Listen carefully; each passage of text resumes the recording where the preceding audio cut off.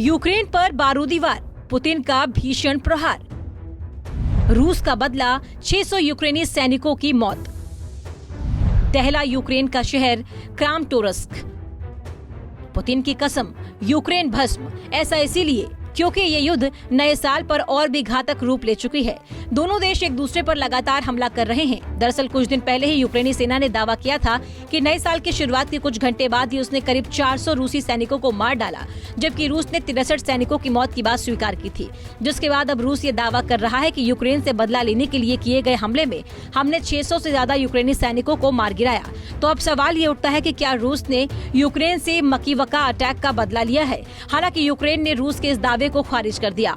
Ukraine में रूस ने जारी किया एक तरफा युद्ध विराम रविवार को 36 घंटे बाद समाप्त कर दिया, जिसके बाद रूस ने हमले किए और 600 से ज्यादा यूक्रेनी सैनिकों को मारने का दावा किया। मीडिया रिपोर्ट्स के मुताबिक रूस ने 2 बिजली घरों पर हमला किया। इस दौरान उन्होंने यूक्रेनी सेना पर रॉकेट से हमला किया। रूस ने दावा किया कि 600 से ज्यादा यूक्रेनी सैनिकों के मारने से उसने पिछले हफ्ते दोनबास के मकीवका में अपने 89 सैनिकों की हत्या का बदला ले लिया। सबसे बड़ी बात तो ये कि रूसी राष्ट्रपति व्लादिमीर पुतिन के ऑर्थोडॉक्स क्रिसमस युद्ध विराम के बावजूद यूक्रेनी बलों का दोनबास में नागरिक बस्तियों पर हमला जारी रहा।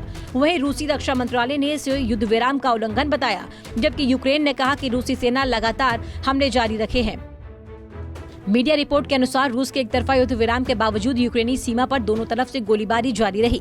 यहाँ बखमुत, क्रेमिना और दोनेत्स्क और लुहांस्क क्षेत्रों में तोपखाने से गोले दागे गए। रूस और यूक्रेन में पिछले साल फरवरी से जंग जारी है। रूस के रक्षा मंत्रालय ने एक बयान में कहा था कि रूस यूक्रेनी सैनिकों को निशाना बनाने के लिए विश्वसनीय खुफिया जानकारी का इस्तेमाल किया था। इस जानकारी के तहत क्रामाटोर्स्क में 2 इमारतों में 1300 से अधिक सैनिकों का पता लगाया गया था। रूसी रक्षा मंत्रालय ने कहा कि इस जानकारी के मिलने के बाद ही हमने इन ठिकानों पर बड़ी संख्या में मिसाइल हमले किए। इन हमलों में 600 से ज्यादा यूक्रेनी सैनिक मारे गए। गौरतलब है कि अगर रूस का ये दावा सही है तो ये पिछले साल 24 फरवरी को रूस के हमले के बाद से यूक्रेनी सैनिकों को मार गिराने की सबसे बड़ी घटना है। इस युद्ध को लेकर कई सारे सवाल भी खड़े हो रहे हैं। रूस और यूक्रेन के बीच आखिर खत्म क्यों नहीं हो रहा युद्ध? कब खत्म होगा रूस यूक्रेन युद्ध? युद्ध खत्म होने की बजाय और भी घातक ही होता जा रहा है।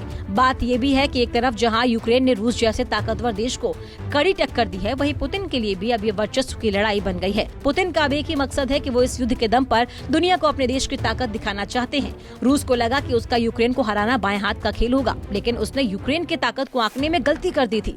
क्या वर्चस्व की लड़ाई कहीं तीसरे विश्व युद्ध का रूप तो नहीं ले लेगी? युद्ध समाप्ति को लेकर दुनिया भर की निगाहें टिकी हुई है। आखिरकार ये युद्ध कब खत्म होगा, ये तो आने वाला समय ही बताएगा। Bureau report, Punjab Kesari TV.